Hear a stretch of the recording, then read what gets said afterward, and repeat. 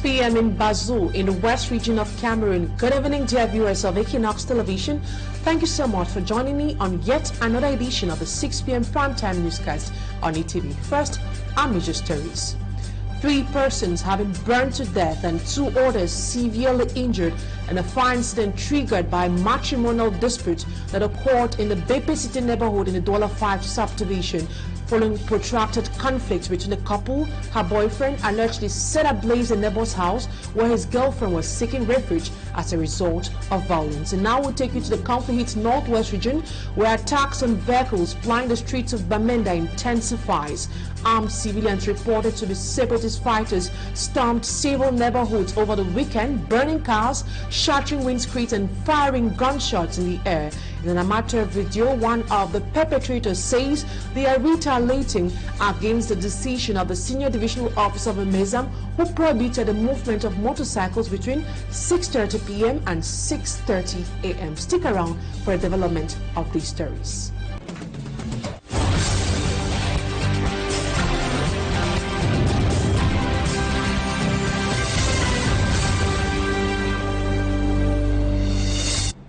Thank you so much for choosing Equinoxe Television. You made the right choice. And for presentation, I am Immaculate Fogwe. We begin with this sad incident as 3 persons were burned to death and 2 others severely injured after a man in his 30s decided to burn his neighbor's house where his girlfriend was seeking refuge following a protracted conflict with his girlfriend. The incident that occurred in the Bepe City neighborhood in the Dollar 5 subdivision has left many in shock. We have details with Cedric Chakutio. Here is the lifeless body of 3 individuals who died due to a fire incident in the night of Saturday to Sunday at Bepe City, a neighborhood in the Douala 5 subdivision of the littoral region. According to witnesses, the fire was set by an individual who goes by the name Joseph Nganou. J'entends les cris de la voisine qui crie, elle appelle Hubert, Hubert. Éteignez les compteurs, éteignez les compteurs. Il y a le feu, il y a le feu. C'est comme ça que je ramasse seulement le cabas qui était à côté de moi, je le verse sur moi. Quand je sors donc, je regarde, il y a le feu chez mon voisin le plus proche. Pas moyen, on essaie de, il crie, on essaie de lui dire ouvre la porte. Il dit je n'arrive pas à ouvrir la porte. On ne comprend pas pourquoi est-ce qu'il n'arrive pas à ouvrir la porte. Quand on essaie de se rapprocher, parce que le feu était vraiment très très fort. Quand on essaie de se rapprocher, on se rend compte que on a scellé la porte avec les fils barbelés. This incident happened at a time where one of the victims, Hilda, was beaten and tortured by Joseph, who is said to be her boyfriend. Hilda had gone numerous times to the Cité 6 Gendarmerie Brigade, where she had filed 2 complaints against her boyfriend who promised her death. Il y a un bidon de 5 litres qui est juste au sol. C'est pas quelque chose qui est quitté dans une station pour venir, c'était du carburant. C'était quelque chose qui a été prémédité. Et ça, pas une fois, pas 2 fois. Il était séquestré à tout moment. Où il est allé même jusqu'à dans les endroits où elle s'est débrouillée pour pouvoir avoir un peu d'argent, afin de pouvoir partir, parce que partir, c'était la solution. Mais elle était repoussée par sa propre famille, les gens qui l'ont mis en contact avec le monsieur. Hilda, on the run, took refuge at her friend's house during the night. But unfortunately, he won't carry out his promise. Equipped with a can of gasoline, the suspect will set the fire that will kill Hilda and 2 other individuals. Lui, il a dit que si je te trouve dans une maison avec quelqu'un, je te tue avec tous ceux qui sont. Je vous tue tous. C'est pas quelque chose qu'il a dit une fois. Il l'a répété. Donc il était en train de suivre cette fille partout où elle allait. Et je ne sais pas comment il a su qu'elle était ici. For now, the 2 other victims present in the house were transported to the hospital while investigations still continue.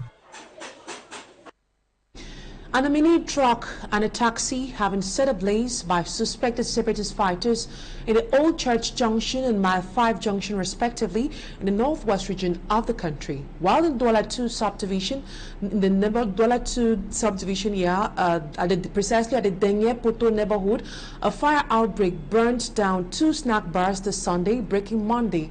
Enormous material damage was recorded. Ese Luciliengu has greater details of these stories.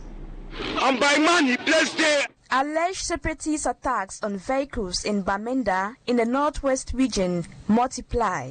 This weekend, a mini truck was set ablaze by suspected gunmen at Old Church Junction. It is also reported that the alleged gunmen were on board motorcycles when they ambushed the neighborhood, shooting into the air and causing panic among the residents. The truck driver, whose mini truck was targeted, ran away, leaving his vehicle engulfed in flames. And last week, a taxi was set on fire at Mile 5 Junction by the alleged separatists. The violent incidents, according to residents, has increased since authorities restricted the circulation of bikes in some parts of the northwest region. Meantime, the locals continue to express worries over growing insecurity in the northwest region. They are calling on the government to reinforce security measures. Away from the northwest region, a fire outbreak reduces 2 snack bars to ashes at the Denier Poto neighborhood. Eyewitnesses say the fire began on Sunday, breaking Monday at 3 a.m. He also says the fire started in one of the snacks constructed with wood, then it extended to the second snack. Unfortunately, before the arrival of the firefighting unit, the 2 snacks were already destroyed. But with the mobilization of the population, after several hours, the Army Rescue Unit extinguished the flames. Material damage worth millions of francs CFA has been recorded. Asia Luciliengu reporting there. Inhabitants of Turu and Mozogo in the far north region of Cameroon have been suffering the horror inflicted on them by Boko Haram terrorists for the past 10 years, causing many of them to now become internally displaced. They are calling on the government to enhance security in their communities so they can go back to their normal life trend. They spoke to our far north regional correspondent Amadou Daru after receiving some aid from the United Nations Development Program. We have details with Babila Jonathan. 10 years of ordeal, 10 years of displacement from one place to the other, 10 years of lost harvest. This is the daily life of inhabitants of Turu in the Mokolo subdivision and Mozogo in the Mayo Moscota subdivision in the Mayo Chanaga division in the far north region of Cameroon. Plunged into insecurity, inhabitants of the 2 subdivisions have suffered the horror of Boko Haram terrorists. On a subi beaucoup des attaques.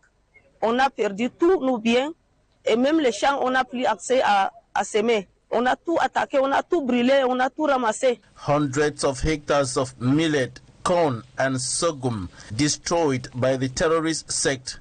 Several families abandoned their farms, and this resulted to famine in some areas. Residents who before the insurgency often harvested at least 50 bags of millet in a season now find themselves with 3, at most 4 bags to feed thousands of people. To remedy the situation and improve agricultural production, the United Nations Development Program comes to the aid of families in Mokolo and Mozogo affected by the terrorism. They received agricultural inputs and 90 tricycles for the 2 subdivisions. The support from the United Nations is part of the proposed regional stabilization facility for the Lake Chad Basin. The beneficiaries have once again urged the Cameroon government to ensure their security so that the materials received are not taken away from them by terrorists. These men, women and children are hoping to return to their respective localities very soon when normalcy is restored.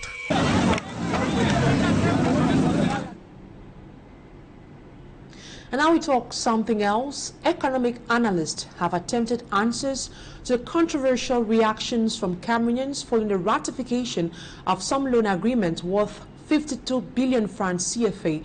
Though the government says the loan is meant to develop agriculture, some Cameroonians have raised worries on the decision while pointing out the need for accountability. Fears are rift that a huge financial loan will be embezzled, just like the COVID-19 and AFCON funds. We have details with Fomi Armstrong Sanda.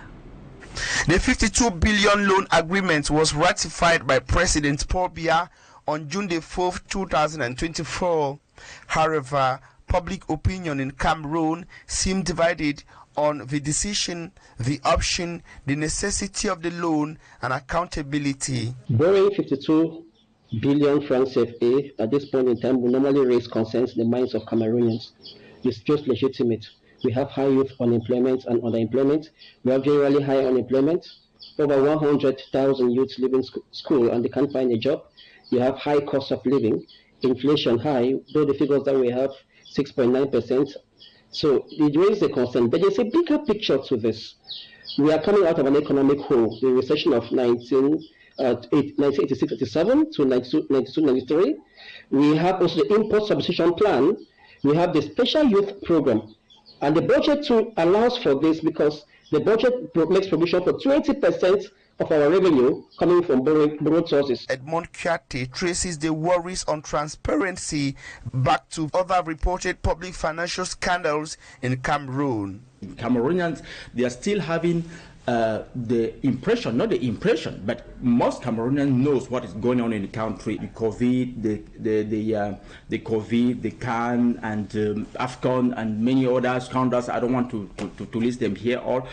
Cameroonians finally get the impression that there is nothing, there is no action taken against those embezzling, mismanaging their fund. Mr. Njamshi says it is in the interest of Cameroon for the funds to be used for the purpose intended. Very, very necessary that we show proof of accountability and direct the funds to ensure that we realize this project. We shouldn't have been talking about corruption and embezzlement at this point in time because we have a very important and heavy package that the country has been struggling to realize. Vision 2035. By now we should have taken off 7 to 8% growth in GDP under the second phase of it. That's the National Development Strategy. But that we can have double-digit growth by from 2030 as the vision also holds. We should have taken off reducing poverty to socially acceptable level. So we have huge economic challenges ahead. We have a giant program that we need to realize, and we are coming from a huge economic hole. I still go back to 1986, 87, 92, 93. So we can't mess up with any funds that we have to develop this country. The government says the agreement is meant to support the implementation of a project to develop some 15,280 hectares of hydro-agricultural land in some 3 divisions of the Adama region of Cameroon. And now out of the country, French President Emmanuel Macron announced on Sunday that he will dissolve the National Assembly, while in the Federal Republic of Nigeria, the National Assembly recently approved the 2024 National Anthem Bill. And finally, over 30 houses having set ablaze in the Democratic Republic of Congo Sunday night. Details of these stories with Mala Glory. In Democratic Republic of Congo, several families are stranded following a fire incident that consumed about 30 homes in Nyamogo district, Bukova village in South Kivu province Sunday night. The human life was lost, though details concerning the nature of the fire and level of damages are yet to be disclosed by the authorities. Due to the incident, security measures have been heightened in the area. And over to Nigeria, the National Assembly recently approved the National Anthem Bill 2024, thereby reinstating the old anthem, Nigeria We Hail Thee. President Bola Tinubu's assent to the bill on 29th May brought about a shift from Mr. Omogi's co-authored Arise, O Compatriots. But Mr. Omogi, the author of the national anthem, described the change as regressive and betrayal of the country's independence. Mr. Omogi noted that there have been numerous reasons adduced for the speedy reversion of the former anthem. He goes further to explain that the nation's leaders steal from the poor because the much they have is never enough. He also accused the leaders that they have failed to save the fatherland with love, strength, and faith. and has also failed to create one nation bound in freedom, peace and unity. And elsewhere, Macron's decision on Sunday to dissolve the National Assembly and to call a snap legislative elections has been described by political analysts as both historic and totally unexpected. This daring move presents significant risk for the French leader and marks a pivotal moment in his political career. Having lost its parliamentary majority in the 2022 elections, Macron's renaissance faces the possibility of further setback in the upcoming snap elections. Malaglari reporting there. Now we talk sports. The indomitable Lions of Cameroon will be meeting Angola for the 4th time in all competitions and first time in the FIFA World Cup qualifiers game on Tuesday. Both sides are meeting after their victories in the 3 matches of qualifiers. In the following report, our sportsman Magic Angable takes us back to the previous meeting of both teams. It will be the first time that the Palancas Negras will tackle the indomitable Lions in a FIFA World Cup qualifying encounter since being a member of the Confederation of African Football CAF in 1980. The team that is currently managed by Pedro Valdemar Suarez Concalves was one of the revelations during the AFCON in Cote d'Ivoire, quitting the tournament at the quarterfinals. With the great form of Angola at the AFCON, they are third in Group D of the qualifiers with 5 points, with their lone victory recorded this far against Eswatini on March Day 3 in front of the Black Sable Antelope is an indomitable Lion side that was dismal at the AFCON but topping Group D of the FIFA World Cup qualifiers with 7 points after their emphatic 4-1 win over Cape Verde. Though with a new coach, Marc Brice, the Lions sent warning signals to the Angolan opponents that they have woken up from slumber, notwithstanding the infighting between Fecafoot and Minsep. The Palancas Negras and the indomitable Lions will be having a maiden confrontation in a FIFA World Cup qualifiers game. Both have met during the 1996 and 2006 AFCON, hosted by South Africa and Egypt respectively. In the group match in 1996 AFCON, Angola and Cameroon shared points, drawing 3-3, while in 2006 Cameroon hammered Angola 3-1, with current FA president Samuel Eto'o recording a hat-trick in an international friendly game later on October 14, 2009. Angola will hold Cameroon to a 2-2 draw. A win for Cameroon in Tuesday's match will further extend their lead at the helm of Group D, while a defeat will mean more work for the boys of Coach Marc Brice Peter. And that's it for the first part of the news. Talking Point is up next.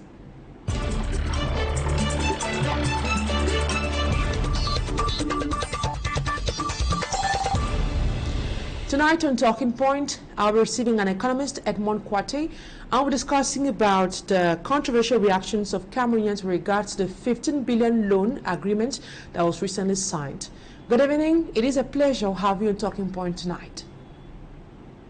Thanks, Immaculate, and thanks for inviting me once again for your program. It's my pleasure to be here again today. I seize this opportunity to extend my greetings to all your televiewers. Edmond Kwate, last week, President Paul Biya ratified a 52 billion loan agreement with the British group Standard Chartered Bank. However, the loan agreement has generated a series of controversial reactions from Cameroonians, with some saying that it is one more loan to too much. Do you understand the worries of this particular group of Cameroonians? Yeah, perfectly. I can understand the worries of Cameroon. I would think this loan is one more loan and the loan too much. And you got to understand that the debt stock of Cameroon is approximately 13,000 billion CFA, which is really too high. If you take the budget of Cameroon is about 6,000 billions, and within the 6,000, you got to understand that we are the equity, the state equity is about 4.5 billion only, and you got to understand one thing also is that when they talk of debts, we got several types of debt. We got commercial debt, with very high interest rate, and then we got concessionary debts, which is like very low interest rate, which is about 2%, not more than 2%. And if you take the ratio of this interest rate, it could be at least 4 to 5% interest rate of the debt of Cameroon, the service debt that we got to pay in Cameroon. And now, if you got a debt service of about 4% of 13,000 billion CFA, meanwhile your budget is only 6,000 billion, which, like I said, the state equity fund is only 4.5 billion, which the rest is like gifts and loans and debts and budget support and so on. It means for your debt to be sustainable, you need to make a growth rate of approximately 4 to 5%, which Cameroon cannot make. And that's why since 2017 Cameroon is under a program with the IMF, simply because Cameroon can no longer honor the debt service normally, and they have been extending this program. The program was a 3-year program from 2017 up to 2020, and then finally it was extended to 2024, and today we're still under the program and nobody knows. And one other thing you got to understand is that the debt only is the first compartment of our budget. That means if you take our budget, it is divided into, like, I think 5 compartments, and the first most important compartment is the debt, which is 1,007 billion CFA. That is too much. So I sincerely agree with those Cameroon who think that our debt is becoming a real subject of concern. Now, from your analysis, it is very clear that our state coffers seems to be dry. How can this possibly affect the economy? Yeah, like I said, it affects our economy because we cannot longer use our money to we can no longer invest in the public sector, because, like I said, debt service is the most important compartment of our budget. That means when we got a budget of 6,000, the most important compartment is debt. We are working to pay the debts. We are not longer working to invest in the public sector. We are not longer generating incomes to invest and expect a return on investment. But we Cameroonians are working today to pay the debt. So this is affecting our economy terribly. That's why since 3 or 4 years, I think it's been like 4 years now, you see the public investment is very low, and at time I will even say is inexistent. It's not longer existing. The public investment. So today we are IMF is having grip on our budget, because when we receive money because our main source income is what is custom duties and then taxes. That's where our main incomes. That is what the main source of our incomes. So when we receive a little bit of money, it is oriented to pay the debts. So we have an economy we can no longer invest. Therefore, we have an economy that can no longer generate incomes and return on investment. Now, taking the context of Cameroon, the said amount borrowed will be used to develop agricultural products or projects in the Adamawa region. This definitely means the rate of employment will likely increase in this part of the country. Do you think this will be useful in the national poverty reduction strategy, and is it worth it?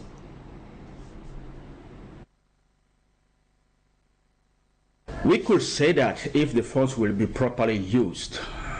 Normally, if the funds are properly used, for the purpose indicated, that is to invest in the agriculture and then to develop the agriculture in that area of the country, then we could expect some value added out of it, like employment, like improving the life standard of the guys. And then also, you remember, Cameroon is actually living on a program, on the development program, substantially based on the import substitutions. That is, Cameroon is actually working helping in, reducing the importation rate and then producing locally more commodities for the, for the population.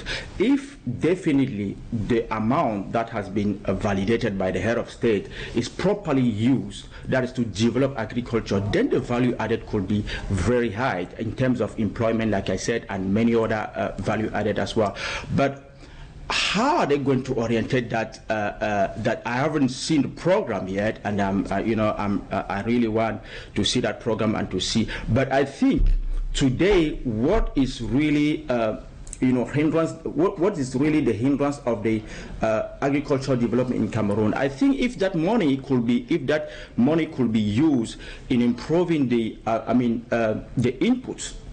The production input in agriculture, like helping farmers to have fertilizers, quality seed, and so on, and then also to improve the production areas, that could be good. But if that amount is going to be used like we used to do in Cameroon, I mean, where there is no accountability, nobody knows how the money is going to be used, and at the end of the day, you just realize that the budget is gone, and then you don't see any real investment in the field. Then I'm afraid it's not going to do anything. If it's going to be used as budgets used to be used in Cameroon, then I'm afraid there is nothing to be expected from that. Considering past experiences, for example, loans gotten for AFCON organization, COVID-19 crisis response budget support program, and many others where Cameroonians have raised concerns about possible embezzlement scandals, what can be done to ensure transparent public spending?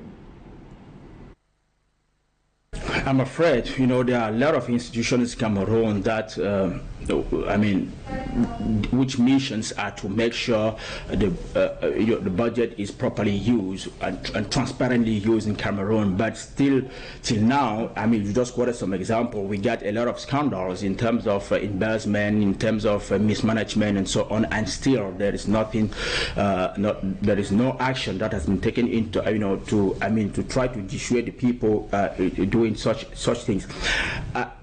I don't really know what can be done in Cameroon to guarantee transparency in budget use in Cameroon, because we have a lot of institutions. We got ANIF, we got CONAC, we got all these, we got state control ministry, we got all these institutions, but yet we don't really see actions in the field that is trying to dissuade people who are actually getting involved in embezzlement and mismanagement and so on. So I think if the Cameroon government want to be really serious, to prove that, they are really concerned by the well-being of Cameroonians, I think when they get the money like this, they can implicate,